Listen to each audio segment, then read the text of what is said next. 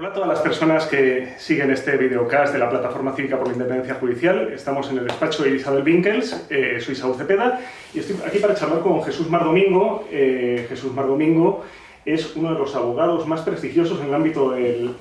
Bueno, uno de los abogados más prestigiosos a nivel internacional, de hecho, en el ámbito financiero y bancario. Socio del prestigioso despacho Dentons, un despacho que es el mayor del mundo por número de abogados y además uno de los más importantes a nivel de facturación global. Ya te pasaré al final de la entrevista mi número de teléfono por si necesitáis en un momento dado un abogado, un humilde abogado penalista, ¿no? Pensaba que vas a pasar el número de cuenta corriente para... Pero bueno, Jesús además es docente, es académico, ha publicado numerosas piezas técnicas, pero también es productor audiovisual, es productor teatral, en fin, o sea, una persona poliédrica. Bueno, pues muchas gracias por la presentación, muchas gracias por la invitación, muchas gracias por estar aquí, muchas gracias Isabel porque nos deje su espacio y un honor estar aquí. Yo no sé si tengo el nivel suficiente, que me has presentado tan rimbombante.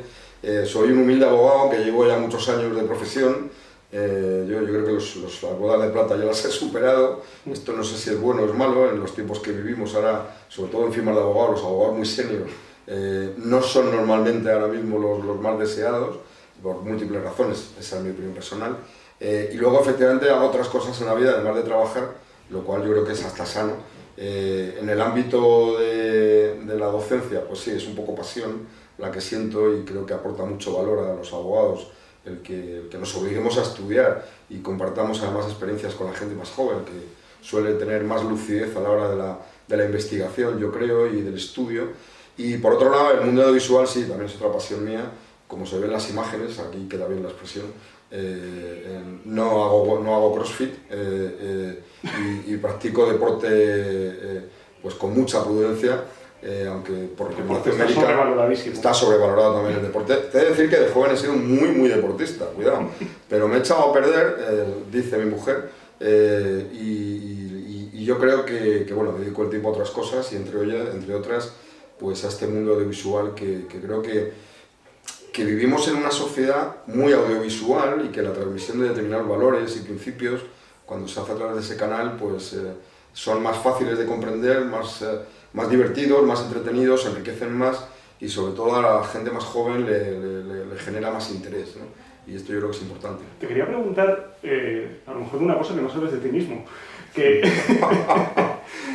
es tu faceta de futurólogo. Bueno, que leí un artículo tuyo de hace 20 años, precisamente entroncando con todo esto que dices de las comunicaciones y el marco audiovisual, de la tecnología, en el que hablabas de la esclavitud que acabaríamos teniendo con los dispositivos móviles, y sobre todo con la BlackBerry. Bueno, como se ven las imágenes, tampoco he mejorado mucho en la adicción a la tecnología. Es que claro, me has presentado por el lado positivo, o sea, si pusiéramos los puntos negativos de mi historial personal, pues yo creo que superaban claramente los positivos. No sé si soy futurólogo, la verdad. Lo que sí es verdad es que, como dices, hace 20 años, se cumplen ahora 20 años de aquel artículo, el diario El País publicó una entrevista, un reportaje que incluía algunas declaraciones mías sobre un artilugio que ahora ya ha desaparecido, aunque recientemente se acaba de estrenar una película, que no recomiendo películas, pero bueno, me ha parecido muy interesante, que era la famosa BlackBerry, que en algunos círculos con el tiempo se acabó llamando la Crackberry, ¿no? Porque generaba incluso adicción. Bueno, pues como si fuera un conejillo de indias, en la firma en la que trabajaba en aquel entonces, de abogado muy grande y ahora más grande todavía, y una de las más grandes de España, pues el departamento técnico decidió darme como conejillo de indias una BlackBerry para ver qué tal funcionaba esto. La compañía proveedora de tecnología no era ni siquiera una de las actuales, sino que era Airtel, que los más veteranos conocerán, no recordarán la marca, ¿no? Y en aquel artículo, efectivamente, pues hice algunas declaraciones que parece que soy futurólogo, pero bueno, decía que algún día contestaría los correos electrónicos en un taxi. ¿Pusiste el tema sobre la mesa 5 años antes que Obama? Sí, puede ser, pero bueno, tampoco, yo creo que era más intuición que futurología, ¿no? El tener un aparato que te permitía, me acuerdo que estaba las manifestaciones de Miguel Ángel Blanco, bueno, había una serie de acontecimientos que te permitían contestar, como ahora mismo hacemos con total naturalidad, ya no solamente los WhatsApps, ¿no? Sino que nuestra profesión, también en la jurídica, los abogados y diría todas las profesiones jurídicas utilizan hasta el WhatsApp para emitir opiniones legales incluso, lo cual llega ya a rozar algo nunca previsto, ¿no? Pero en aquel entonces sí que era algo que me llamaba la atención. El artilugio previo era la famosa Palm, que había que vincularla con un teléfono móvil, entonces vincular con el teléfono móvil te permitía consultar algunas cuestiones, ¿no? Y también era una herramienta muy práctica, pero luego la BlackBerry supuso una revolución en lo que supone la respuesta al correo electrónico. A mí lo que más me divirtió de aquel artículo, bueno, a mí me divirtió relativamente y que incluso me planteó presentar una demanda, fue que el artículo comenzaba diciendo algo así como a Jesús Mar Domingo no le molesta contestar a sus clientes mientras juega al golf y tal. Y yo digo, pero vamos a ver, o sea, es que estoy quedando fatal porque yo no juego al golf, como ya se ven las imágenes. Me parece un poco frívolo esto de decir que yo contesto a mis clientes mientras estoy jugando al golf, divirtiéndome y tal, y lo vais a quitar, esta introducción, que yo además no lo he dicho. Y la típica reclamación periodista que me dijo que esto es lo que hay, este es el artículo, tiene que ser atractivo, porque en el fondo subyacía una promoción de la BlackBerry, ¿no? Yo como eso lo intuía les dije, oye, venga, va, lo dejamos, pero a cambio me vais a regalar una BlackBerry. No me regalaron una BlackBerry ni me regalaron absolutamente nada. Por nada. otro lado, como hombre de cine que eres, sabes que a veces se cometen estas licencias artísticas, incluso en el periodismo, que últimamente tiene algo de cine. Sí, pero entenderás que no me beneficiaba mucho, ¿no? O sea, se supone que en un despacho de estos de los grandes españoles y los internacionales, que hay que hacer tantos miles de horas al año, si jugabas al golf era en secreto, no era en público, ¿no? Entonces, el hecho de que el artículo dijera que yo estaba jugando al golf y que frívolamente respondía a los correos, me parecía muy agresivo. Pero sí, la verdad es que es un momento muy interesante, yo creo que de la práctica profesional y de cómo cambian todo. En ese momento hay otra slide, hablando del mundo financiero, que yo creo que es la presentación, la transparencia, la slide, como queréis llamarlo, que más he utilizado en mi vida profesional presentándome con clientes, ¿no? Que era una que además utilizaba anglicismos, que era el Shop Window Model Broken Online. Esto así dicho, era una comparativa entre lo que suponía los servicios, la prestación de servicios de inversión online frente a los presenciales. Y era un debate que en aquel momento, cuando Internet irrumpe en todos los sectores, incluido el financiero, pues genera determinadas dudas, muchas de carácter jurídico, que ahora con el tiempo han superado a las dudas aquellas y ahora se han acentuado y nos planteamos otras que son auténticas reflexiones profundas del derecho y que cambian los paradigmas más absolutos, ¿no? Como la identidad de las personas que terminan un contrato, ¿no? Ha cambiado muchísimo. Aquí en el momento era únicamente cómo se regulaba la relación entre dos personas físicas o jurídicas a distancia. Ahora ya es que una de las dos puede no ser una persona física o jurídica, ¿no? De las que estamos ahora interpretando en la legislación actual. Los smart contracts, todos funcionan. Correcto. Sí. Claro, es que precisamente es muy interesante esto que estás mencionando al respecto, vamos, tanto de la abogacía como del sector financiero, todos estos ámbitos, el número de hitos que vamos sumando, pero como estos hitos parece que cada vez son más próximos entre sí y cada vez estamos al next big thing, ¿no? En cada... Comparto plenamente contigo. Yo creo que ahora cuando me estabas presentando estaba avergonzándome, no en sentido positivo, sino en este que se creyó el hombre del Renacimiento y tal.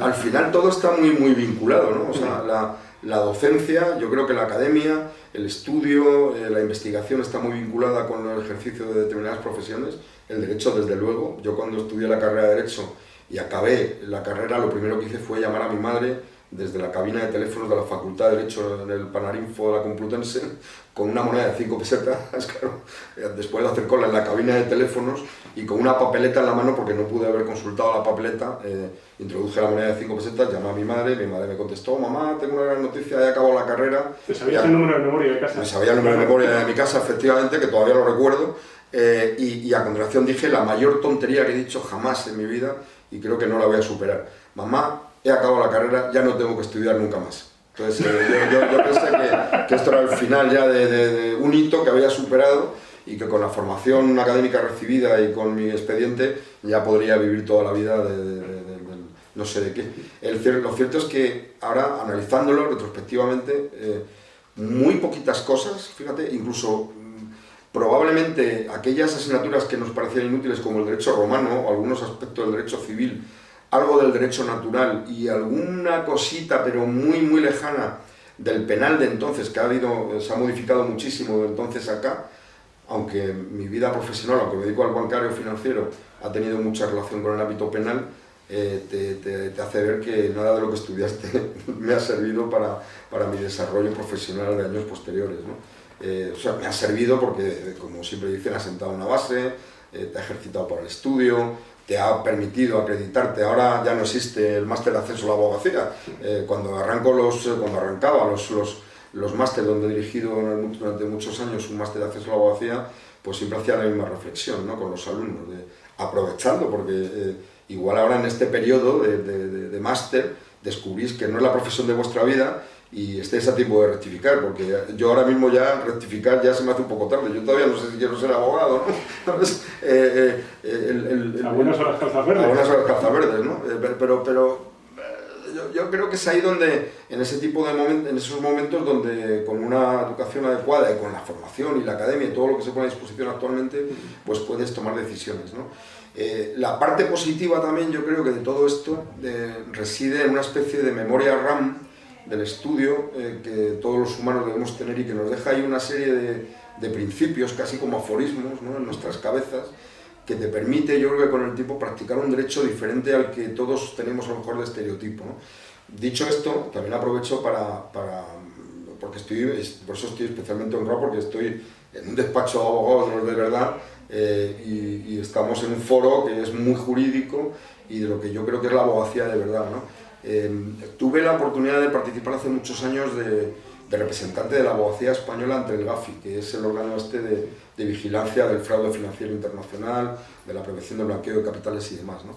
Y me acompañaba un ilustre socio de un ilustrísimo despacho de abogados españoles de estos del top 3, que cuando entramos ahí en el Ministerio de Economía le dije: yo creo que no pintamos nada aquí, no estamos representando la abogacía española, ¿no? Yo creo que, no sé, como mínimo el Consejo General de la Abogacía o alguno de los miles de abogados que hay en España que probablemente todavía no sepan ni siquiera que son sujetos obligados en materia de prevención de blanqueo de capitales, deberían estar representados aquí, ¿no? Porque los que estamos representando, vamos a decirlo, hacemos todo fenomenal, que no incumplimos nada, y todos esos principios esenciales del derecho que se tienen que defender en materia de prevención de blanqueo de capitales y el secreto profesional, a lo mejor no lo defendemos con el ahínco suficiente, ¿no?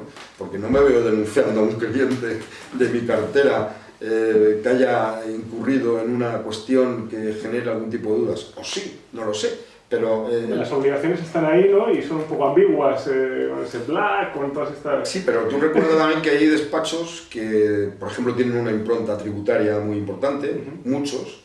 En el mundo financiero, además, la fiscalidad debe ir unida a la mercantilidad de los asuntos, aparte de la parte pública y privada, y muchos asuntos están ahí en un límite que la norma dice que si estás estructurando, pues entonces no existe el secreto profesional.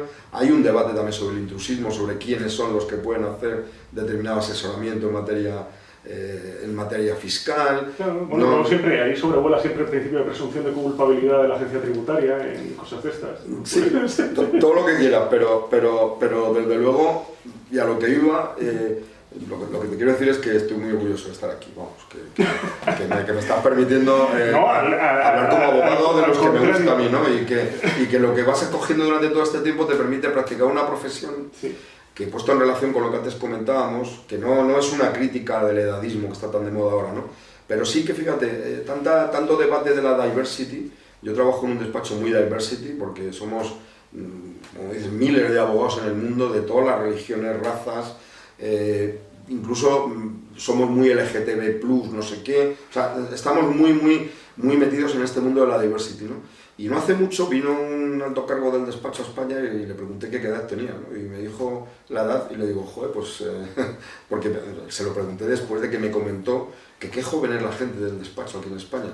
Y le digo, pues míratelo porque tú no eres tan joven en esta filosofía, a lo mejor dentro de la cultura de la firma, ¿no?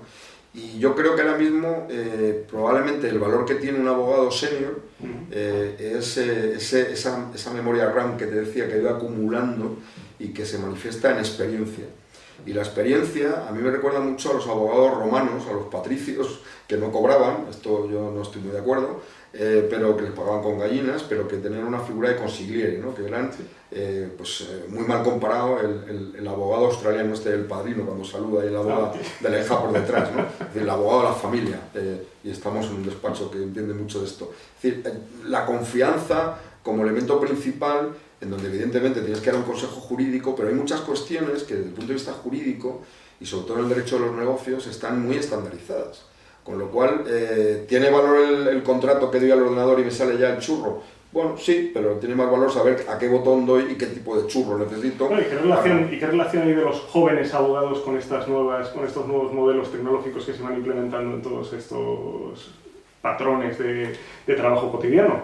Porque al final estamos hablando de eso, de que hay muchos trámites que se hacen sencillamente por la validación de un sistema de blockchain que te dice, mira, el 50 más 1 ha dicho que sí. Sí, pero de todas formas yo sigo creyendo que, salvo que ya reconozcamos la personalidad jurídica de las máquinas, entonces ya volvamos está en camino. Está en camino, efectivamente. Hay una obra de teatro de hace muchos años, de principio del siglo pasado, que yo no conocía, y buscando algún proyecto para producir, descubrí una obra que hablaba de unos personajes que se llamaban Robota. Creo que la palabra robot viene del checo. Y robot significa esclavo. Y la obra de teatro, que es así que la visionaria y futuróloga, lo que venía a decir es que pues había puesto un montón de máquinas, de esclavos que hacían un trabajo muy básico, muy diligente, muy esclavizado y tal, pero que se revolucionan. Entonces esa revolución de las máquinas, esa singularity que dices que se va a producir, yo creo que todavía, yo quiero pensar que le queda un poco de recorrido, y quiero pensar en positivo, en el sentido positivo, negativo, neutro, en el sentido de que, y hablando de los jóvenes, lo que probablemente hace falta es mucha gente preparada ante una realidad desconocida y respecto a la que probablemente no estamos preparados nadie, porque probablemente estemos al principio del principio. Y te lo digo desde la perspectiva de abogado que busca candidatos para fichar, desde la perspectiva de abogado que se relaciona con clientes que no tiene perfiles adecuados para trabajar en determinadas materias, y desde la perspectiva de otros operadores que hay en el mercado, incluidos los supervisores, pensando en el ámbito financiero, que necesitan una cualificación que no termina de existir, ¿no? Por eso el Colegio de Abogados de la Abogacía de Madrid está desarrollando proyectos en donde se busca esa tendencia. Y fíjate que los proyectos, que te puedo hablar de primera mano porque lo dirijo, tiene un contenido ni siquiera lo llamamos digitalización, porque ya queda hasta viejuno hablar de digitalización. Hablamos de innovación. Y hablamos de una innovación que a veces en algunos aspectos, y pensando en eso que yo llamo digitalización, que soy viejuno y debería llamar innovación, lo vinculamos con la sostenibilidad entendida como la lucha contra el cambio climático, generando proyectos de blockchain para emisión de valores, tokenizaciones, inteligencia artificial generativa, o sea, una cantidad de cuestiones que en el proyecto nuestro lo hemos intentado condensar, y ya está condensado a tope porque no es un máster, es un curso de especialización que dura 25 horas, creo que es, y al cual le hemos metido un complemento que yo no sé si yo personalmente estoy avergonzado porque me he matriculado, no estoy avergonzado todavía, estaré avergonzado cuando acabe el curso porque creo que voy a suspender, aunque el director de esa parte del proyecto, que es el director de inteligencia artificial de bolsas y mercados, ya te puedes imaginar qué tipo de conversación puedo mantener con él, digo que tenga sentido, y que él reconozca que digo las cosas y hago las cosas, que las pienso bien.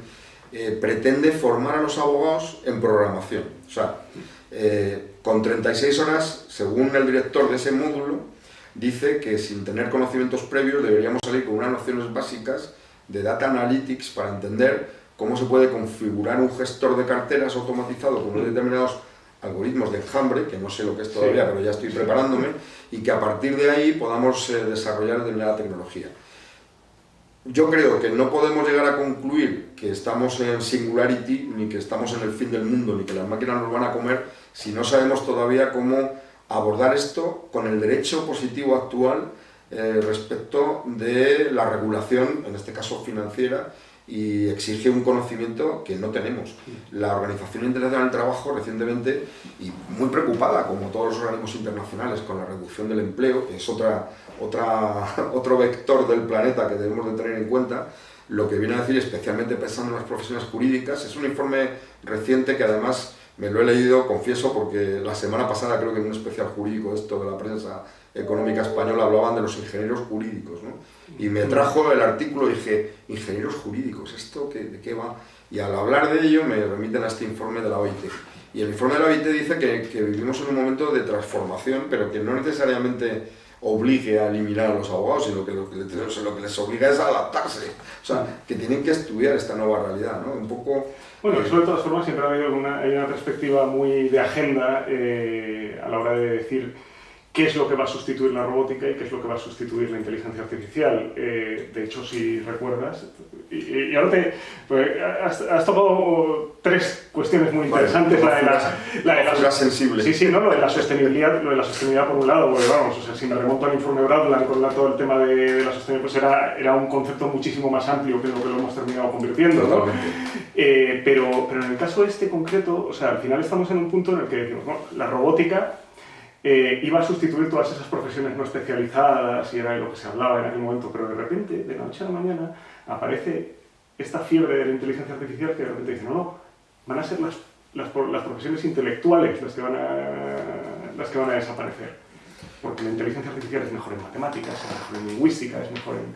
Otra cosa es que luego no sabrá cómo manejarse en la parte personal, o sea, interpersonal o extrapersonal, pero en principio... Hay un profesor de la Universidad de Oxford, esto queda muy bien, yo estudio de tal universidad, pero esta parece prestigiosa, y además el profesor se llama Osborne, que a mí me da toque español, ¿no? Osborne y tal, jamón, pata negra y tal. Sí, como el malo de Spiderman. Exacto. Sí. Bueno, pues en ese informe, que me atrajo mucho y lo leí con avidez, sobre todo para ver dónde quedaban los abogados, no nos posicionaba mal y creo que es compatible con lo que tú estás diciendo, ¿no? En ese informe viene a decir que efectivamente determinadas labores mecánicas que van a ser sustituidas en breve. Creo que de las primeras profesiones que decía que desaparecerían serían de las cajeras automáticas y no hay más que ir a un gran centro comercial en donde ya dentro de poco ya se puede hacer, pero por cuestiones de datos o por cuestiones de comerciales pues no te dejan salir por el cajero directamente que te lea y te escanee la máquina. Los Tescos en Reino Unido que te están monitorizando con cámaras. Correcto. Todo el tiempo, pero bueno, es que ahí tienen una cultura además de la videovigilancia muy arraigada, ¿no? Bueno, y aunque hubiera videovigilancia, creo que el sacar algo de una estantería ya te ha contabilizado, como en los hoteles estos modernos. Sí, efectivamente, los minibares. Exacto, que te pones a cotillarlo y cuando has acabado de cotillar todo... Eso me pasó hace años en Ámsterdam, la primera vez que, pero... A mí me ha pasado, Moví las botellitas para meter yo una botellita que había llevado conmigo y luego generó un problema en la factura. No, yo lo hice, me generó el problema porque moví absolutamente todas para cotillar qué bebidas eran las que tenía el minibar. Entonces luego dije, pero si no he tomado nada. Y efectivamente es que te lo movía y te lo contabilizaba, ¿no? Pero te decía que yo, fíjate, desde el punto de vista de esas profesiones que desaparecen, quiero recordar que en ese listado de manera inversa, el informe Osborne lo que venía a decir es que después desaparecerían los conductores de autobuses, desaparecerían los bomberos, o sea, funciones que son mecánicas y que se pueden automatizar gracias a la automatización, ¿no? Pero claro, yo creo que hay algo, esto que parece un tópico, que hablando de la inteligencia artificial, tal y como los expertos la califican actualmente, todavía no es muy inteligente, porque estamos en un espacio... predictiva. Bueno, y la generativa todavía le podemos dar algún toque superior de inteligencia, ¿no? Pero el otro día en la Sociedad de Doctores estuve en la presentación de un abogado que presentaba un trabajo sobre precisamente esta materia y en la introducción hizo referencia a una película que yo la había visto y que recomiendo también, bueno, no, que he dicho que no recomiendo películas, que esto no es un programa de cine, ¿no?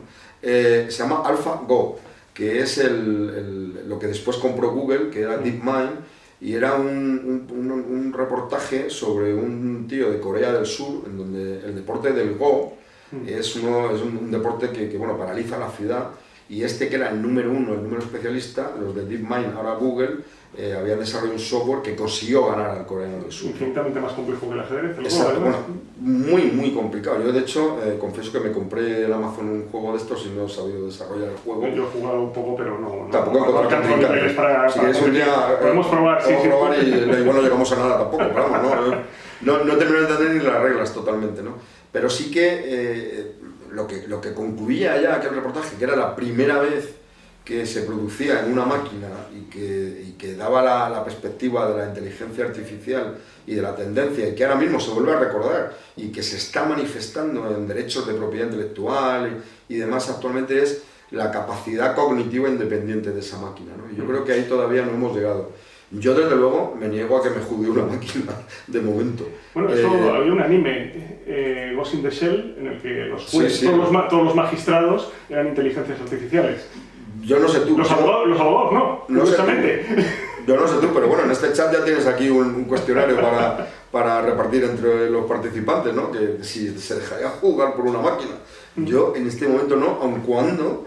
precisamente en el sector financiero lo que da origen a todo el tema de la inteligencia artificial y los programas basados en algoritmos y que te generan una mayor tranquilidad y mayor seguridad, era lo que se llama, aunque suena fatal en español, el robo-advisory. No es que te roben asesorándote, sino que utilizan algoritmos para la gestión de las carteras.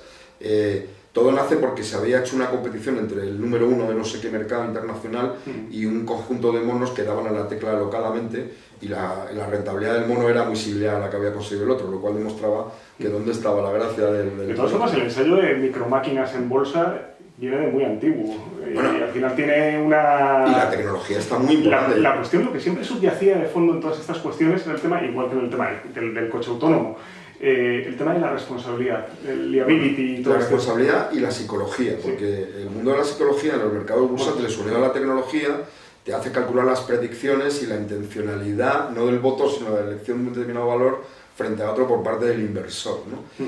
Pero ahí otra vez subyace lo que yo te digo, que es lo único que yo creo que nos queda a los humanos, ¿no? Ese subyacente de conocimiento, y que a mí me lleva, y por cierto, el informe de Oxford del señor Osborne dice que las profesiones que más futuro tienen, en el momento que lo emitió, eran las profesiones dedicadas al coaching, a los curas, los gurús espirituales, y probablemente yo añadiría a los abogados que practiquen la abogacía de verdad, la defensa de tus intereses, no la elaboración de un contrato modelo. Que eso, la máquina, pues ya lo va a hacer cada vez mejor, porque le vas a meter determinados elementos y parámetros, e igual que hace años se escribía con una máquina de escribir, pues ahora cuando escribimos cualquier artículo, el copy-paste de un párrafo que creo que queda mejor antes que después y tal, está mejorado. Claro, tú has mencionado antes tu experiencia en el ámbito penal, pues ahí evidentemente una cosa fundamental es la casuística. Al final tú terminas hablando con colegas o con compañeros y dices, bueno, es que realmente no hay un caso igual a otro. Sí, pero curiosamente... Aunque haya parámetros que luego puedas convertir en análogos, una alcoholemia, por ejemplo, que es como lo más sencillo, ¿no? Y hasta en eso ha habido discusión, que ahora hemos terminado la sentencia de esta época, que más se me adelantaron, me dio mucha rabia, por el tema de decir lo de los alcoholímetros, lo de la métrica de los alcoholímetros. En fin, o sea... Sí, pero yo creo que pasa en todas las profesiones, en todas las profesiones y dentro de las jurídicas, en todas las especialidades, que la experiencia, la humana, que puede ser ayudada por una máquina para ordenarla, pues se convierte en un valor añadido. Yo en mi práctica profesional, para hacer una determinada operación, me vienen a preguntar o a pedir un presupuesto si tengo alguna experiencia. Si no he hecho una parecida antes o igual, ni me llaman, porque habrá otros que han hecho otra anterior igual, que aunque la hayan hecho fatal y no vuelvan a contratarlos o dijeran en ese momento que no les van a contratar, dependiendo de la tipología del cliente, que no se arriesga por su propia reputación a contratar a alguien desconocido, pues juegan a grandes marcas que han tenido la experiencia, ¿no? Bueno, estamos hablando un poco de lo mismo en todos los supuestos, creo yo, ¿no? Esa repetición. ¿Y tú las generaciones que se incorporan a la abogacía más recientes, o sea, cómo las ves en su sensibilidad con este tipo de marcos tecnológicos? Bueno, yo las veo muy habituadas. Yo creo que lo sobrellevan con mucha facilidad. O sea, hay herramientas básicas, casi de ofimática, como las versiones comparadas que o sea, encuentras mucho compañero joven con conocimientos en JavaScript, por ejemplo. Mira, pues ahí sí que tengo algún debate con alguna compañera que nos han llevado hasta el punto de valorar, desde hace ya varios años, o sea, llevo varios años para lanzar un programa de inteligencia artificial y programación cuántica para abogados. Claro, esto yo pienso que es que no hay mercado. Y ella dice que sí, que hay, vamos a decir, un colectivo muy peculiar de abogados que tienen una visión a lo mejor más tecnológica que jurídica. Muy mal comparado, y de hecho eso es lo que ahora mismo nos obliga a reflexionar sobre el tema. Hace muchos años los abogados eran abogados, ¿vale? No me mezcles.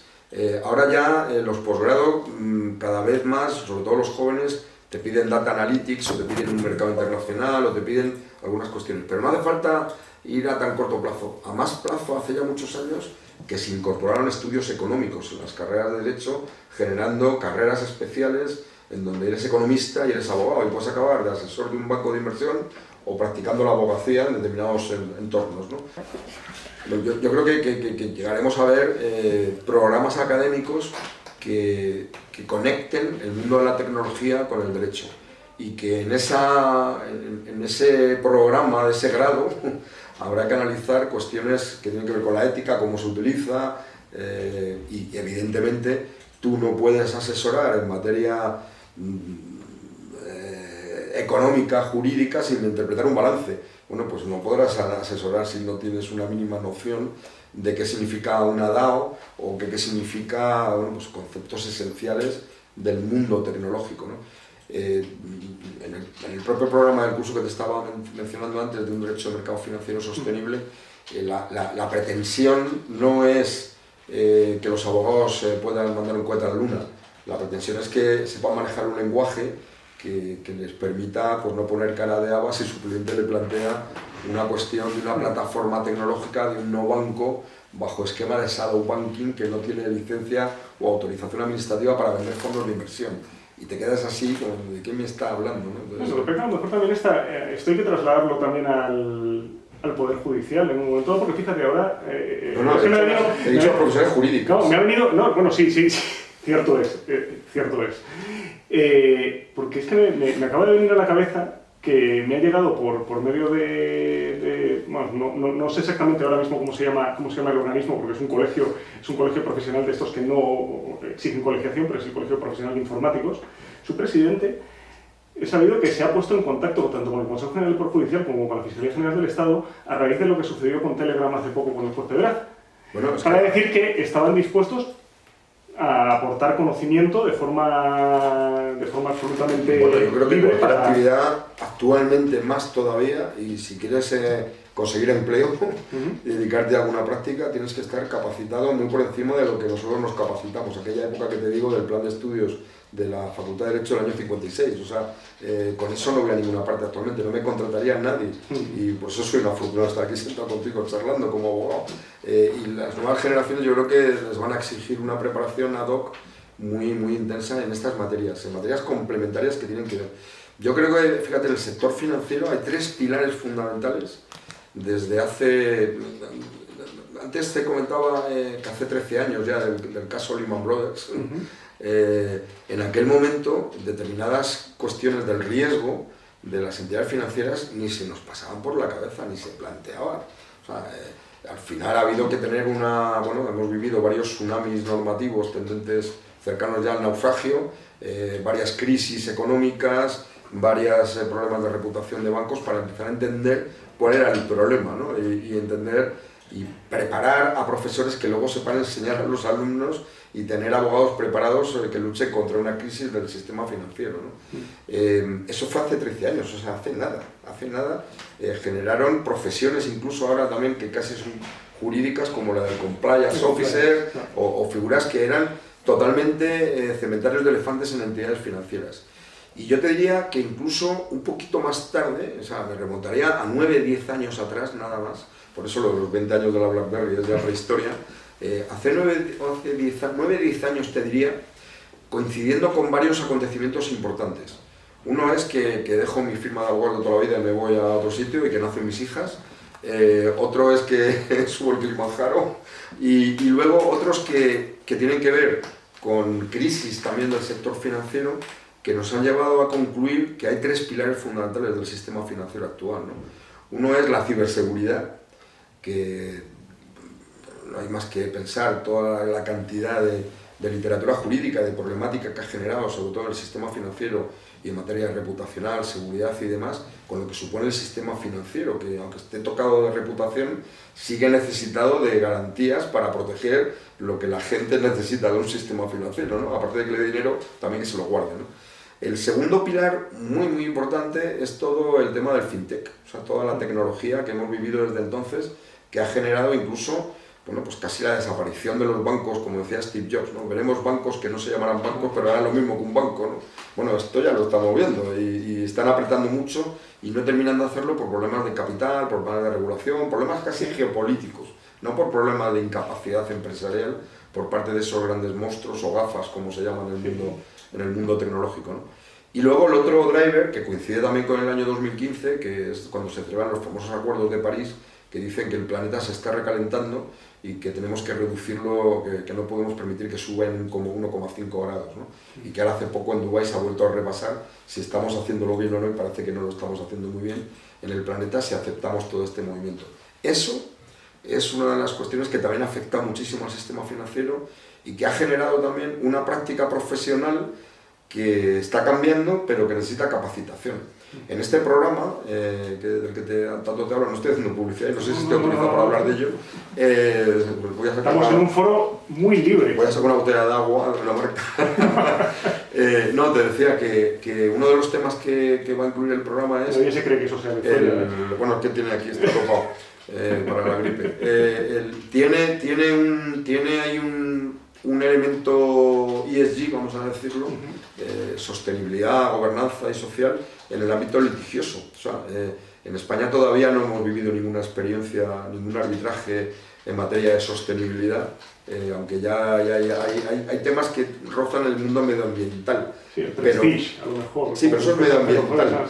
Pero de los que se están produciendo en el mundo anglosajón no hemos vivido todavía, igual que los de propiedad intelectual con temas de la identificación de la máquina, ¿no? O sea, que estamos ahí todavía por descubrir algunos aspectos en nuestro entorno más cercano del derecho que tienen que ver con ese triple pilar, el de la sostenibilidad. Lo que es que geopolíticamente hay formas muy distintas de comprenderlo en China, en Europa, bueno, ese es el debate, ¿no? En Norteamérica.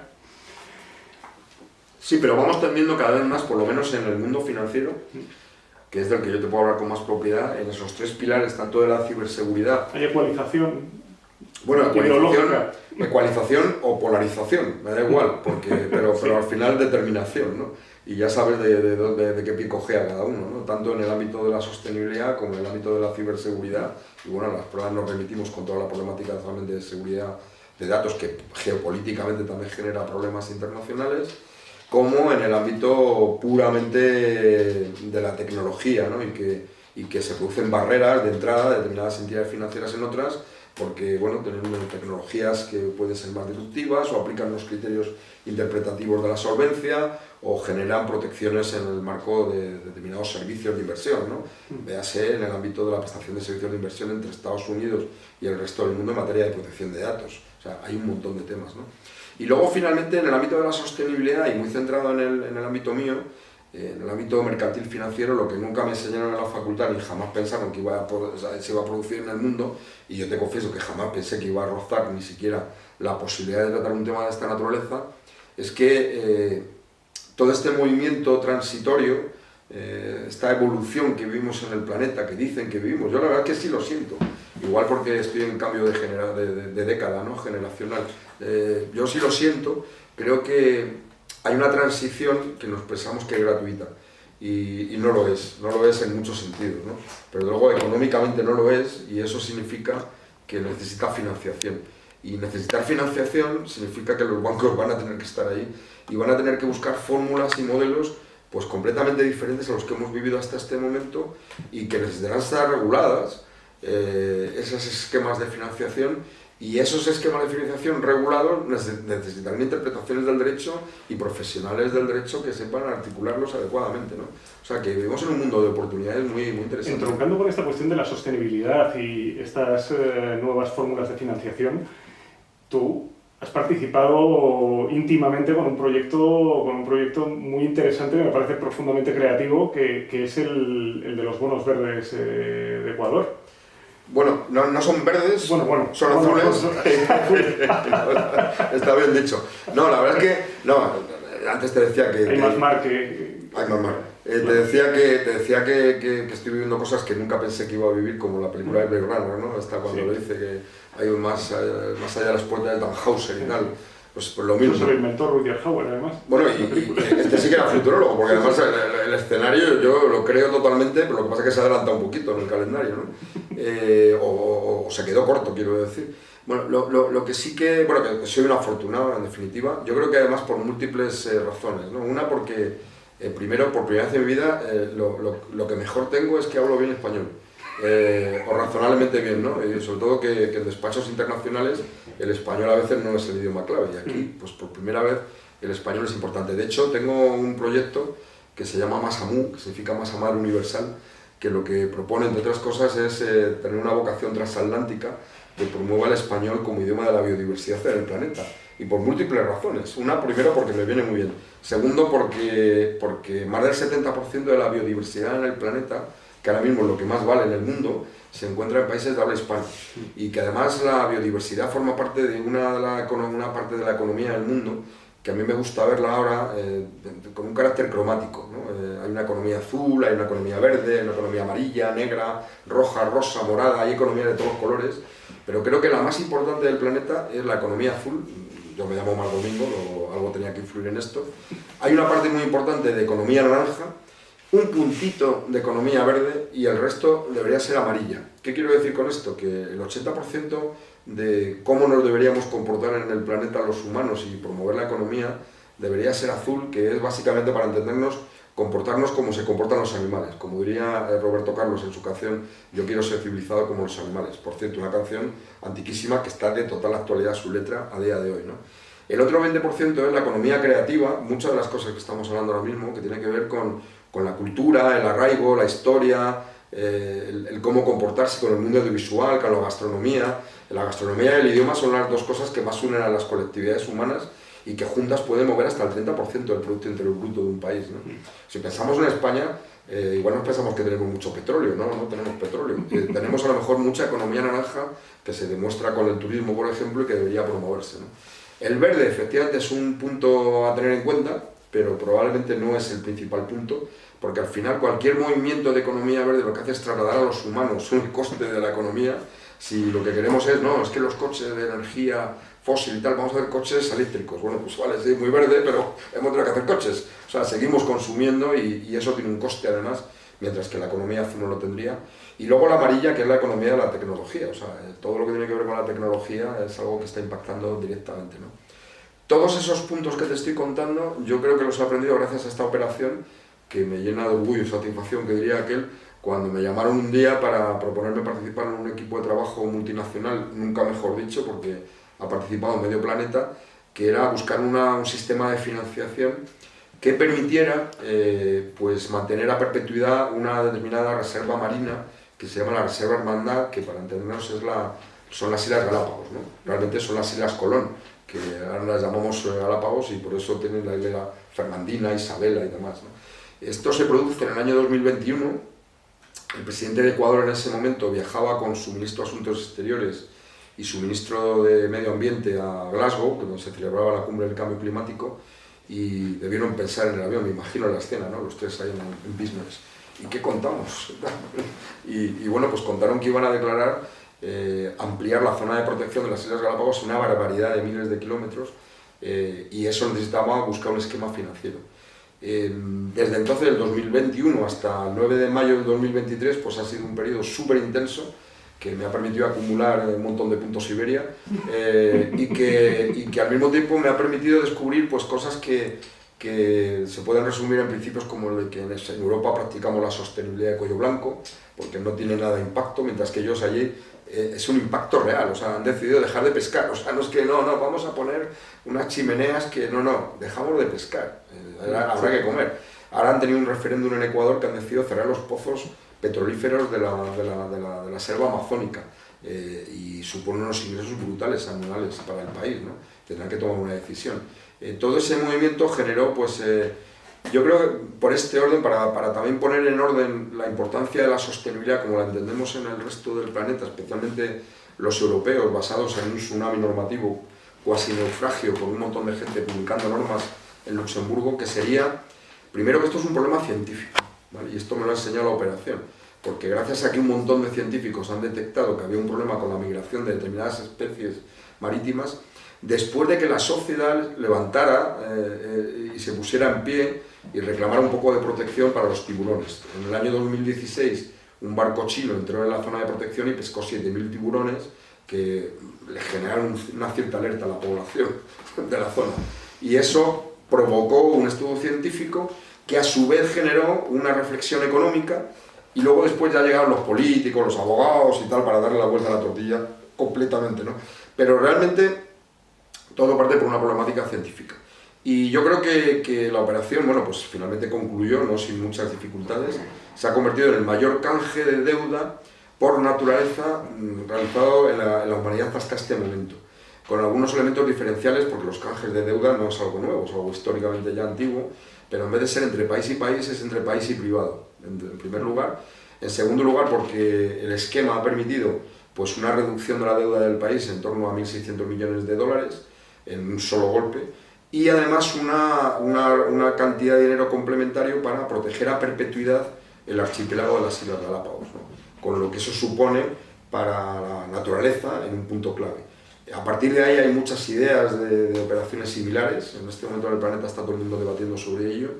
Naciones Unidas, en su plan de señales del año 2023, señala la oportunidad que supone la utilización de este tipo de figura, en donde bueno, países que están en desarrollo, pues primero pueden acceder a mercados de capitales, pueden conseguir un equilibrio en las economías para igualarse con el resto de la humanidad, y ha generado hasta comentarios del Papa, ¿no? La Laudato Si, que dice que igual hay que igualar el norte con el sur, ¿no? Entonces, si yo lo que tengo es que no tengo una economía muy estropeada, tengo un país complicado, pero tengo una biodiversidad brutal, bueno, pues si quieres que yo ayude a conservar el planeta, pues ayúdame ya a mí también a poder conservarlo, ¿no? Y en esa fórmula, pues salimos ganando los dos.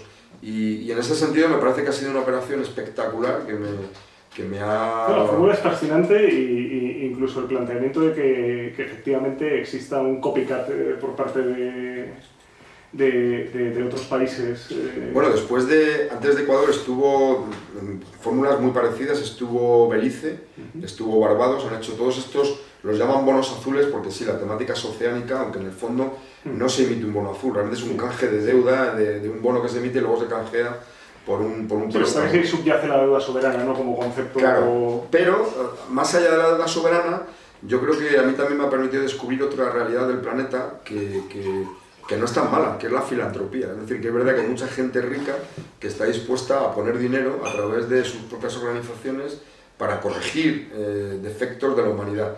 A veces se mira mal a esta gente muy rica, ¿no? Y curiosamente a mí me ha sorprendido. Y en las Islas Galápagos hay gente que pone de su bolsillo cifras millonarias. A Varoufakis con el concepto, ¿no?, de tecnofeudalismo, pero que luego por otra parte, no sé. Bueno, yo creo que es complejo, ¿eh? Yo sí que creo que este tipo de operaciones financieras han descubierto y han promovido en el mundo un debate entre el norte y el sur, en una desigualdad que probablemente se pueda resolver pues, por vías de sostenibilidad, entendidas como, bueno, si estamos todos en el mismo planeta que hay que protegerlo, pues en vez de gastarte un montón de millones en un futbolista español, y si no te dejan ficharlo te compras una compañía de telecomunicaciones, pues invierte en un proyecto que tenga como objetivo proteger una parcela de una selva, ¿no? O un bosque. He descubierto ahora que estoy muy centrado en el tema de naturaleza, estoy descubriendo que efectivamente estábamos en una reunión de la cumbre de fondos medioambientales de Latinoamérica y Caribe, y me acuerdo que en un corrillo que había gente de Bolivia,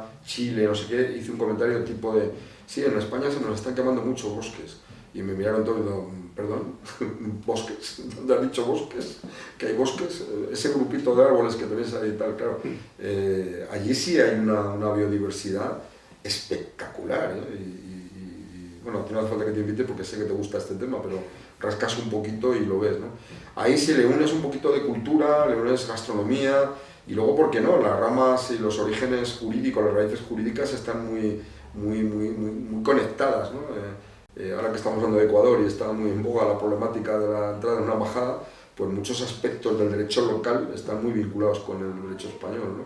Y bueno, yo creo que eso es un arraigo y una cultura que deberíamos empujar, como pasó y sucedió con el arte, que primero fueron allí con arte y luego volvió el arte de allá para acá, como una exposición en el Museo del Prado hace unos años que se llamaba el tornaviaje, ¿no? Además ahí sí que hay una oportunidad para España, ¿no? Está el tema del famoso PERTE, ¿no? Del lenguaje Sí, todo ese rollo de la comunidad iberoamericana. Sí, pero fíjate que ese PERTE, hace tiempo que no lo he analizado, pero creo que estaba muy destinado a que el español fuera el idioma de la transformación digital.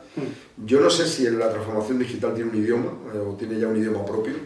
Dos, me cuesta mucho trabajo pensar que lamentablemente si el mundo tenemos más conexión alimentaria, como decías antes, incluso a la hora de hacer cosas entre... Sí, pero los PERTES es para la transformación digital. Yo no sé si el gobierno actual ha hecho alguna modificación sobre ese destino del dinero comunitario, pero desde luego habría que entrar por esa vía. Desde luego, cualquier proyecto que intente impulsar el español como idioma de la biodiversidad va a tener varios inconvenientes. Uno, que no hay una cuenta de resultados clara para la promoción del proyecto. Y segundo, que a pesar de todo lo que estamos diciendo, y te lo digo también como español, en algunos países iberoamericanos tampoco te creas que hay una cultura de apertura de brazos inmediata, ¿no? No, a ver, no, lo que existe es una base idiomática común, que eso es potentísimo en cualquiera de los casos. Y luego una base alimentaria, que también es muy significativa, de intercambio, también como has dicho, de ida y vuelta. Bueno, y tenemos esa experiencia que ha generado, bueno, pues una influencia recíproca y que ahora está muy denostada en muchos aspectos. O sea, que en la mesa se hacen muchos amigos. Sí, totalmente, totalmente. Y precisamente en el ámbito del derecho, aunque ya te digo, la historia de España está muy denostada, depende de dónde te sientes, pues este año que se celebra el 550 aniversario de Isabel la Católica, en el mes de diciembre, que la coronaron en Segovia, pues yo sí que creo que ha cambiado radicalmente la historia de la humanidad, tal y como la conocemos actualmente, y ese pequeño viaje pues ha generado un montón de cambios, donde está la gastronomía, donde está el idioma y donde está el derecho, porque se concedieron derechos. No fue una colonización entendida como la de los americanos, ¿no? Ni lo de los Sioux. Es un otorgamiento de derechos de la época, pero un otorgamiento de derechos, ¿no? Con lo cual ahí hay un montón de cuestiones interesantes. Me ha apasionado este fin de semana empollarme la historia de Francisco de Orellana, que resulta que el Amazonas se descubre desde la ciudad de Quito, en Ecuador, aunque el río nace cerca de Arequipa, en Perú, en un sitio que se llama Misti. Y curiosamente, ahí ya había derechos de todo tipo, ¿no? O sea, Orellana y Pizarro, que salieron juntos a descubrir, pues parece que Orellana le dejó, dice Pizarro, que colgaba ya a mitad de camino, como si hubiera pinchado la rueda, vuelve a por mí, luego no volvió, y entonces le mandó una carta al Reino de España, y el Reino de España le reclamó indemnización. O sea, la forma de actuar, por eso decía, el derecho romano, ya en aquella época se instauró en aquellas tierras, y yo creo que es un valor naranja, de esa economía naranja, que yo creo que deberíamos impulsar. Y desde luego los abogados, por la parte que me toca en el sector financiero, creo que somos una pieza clave para mejorar todas estas relaciones e impulsar un mundo mejor, ¿no? No, desde luego es un tema interesantísimo para tesis. No quería dejar pasar, además sobre todo para no robarte más tiempo, porque además yo sé a lo que facturáis la hora. Eso me decía mi padre, vamos a dejar de hablar que tú no vales tanto, hijo. No quería dejar pasar tu faceta cinematográfica y teatral, que me parece muy interesante también. Pero eso es una mera anécdota, y yo creo que es fruto también del derecho, ¿no? Porque estando en el banco donde yo trabajé hace muchísimos años, pues un compañero mío del trabajo cambió de rumbo y me invitó a acompañarle y le acompañé, y a partir de ahí pues montamos una pequeña productora de cine social que ha tenido repercusiones y ha tenido algunas joyitas y tal, y a partir de ahí pues hemos estado muy vinculados a todo tipo de proyectos, y últimamente le pego mucho, me invitan a participar en proyectos teatrales que creo que aportan valor. El año pasado tuvimos una obra de teatro muy sonada, que además ganamos un premio relevante, que es el nuevo premio de las artes escénicas, el premio Thalía, por una obra que me parece una pasada, que era Los Santos Inocentes, de Miguel Delibes, una adaptación del libro de Delibes. Antes de eso participé en un proyecto también como coproductor de una obra que yo sinceramente creo que es una de las mejores obras que he visto en mi vida. Duraba solo 3 horas. Era una adaptación de un autor italiano que se llama Stefano Massini, y lo que hace es contar la historia de la quiebra de Lehman Brothers. Y en 3 horas lo que te está contando es la historia del judaísmo, de la historia de los Estados Unidos y tal. Y es una obra que la protagonizaban 6 actores que interpretaban a 120 personajes, incluidos los femeninos, y realmente esa fue la única crítica que recibimos, ¿no? Es que no había mujeres en la obra. Bueno, es que la gracia de la obra era que los hombres hacían papeles de mujer, ¿no? Y me parece pues muy entretenido, pero como antes te decía, hay gente que le pega al crossfit, a los gimnasios, y a la bicicleta, al Pero, golf. oye, y en el cine judicial, el teatro judicial, incluso, ¿cómo ves esta? Pues mira, yo creo que hay cosas... Vi ayer la de esta Anatomía de una caída, que, en fin, conozco poco el sistema francés de... Bueno, conozco poco, he estado en juicios en Francia viéndolos como público, y a ver, no se parecía mucho, se parecía más a un debate de Telecinco. Pero bueno, eso es lo de las licencias artísticas, ¿no? Pero sí que es cierto que, a ver, el cine judicial...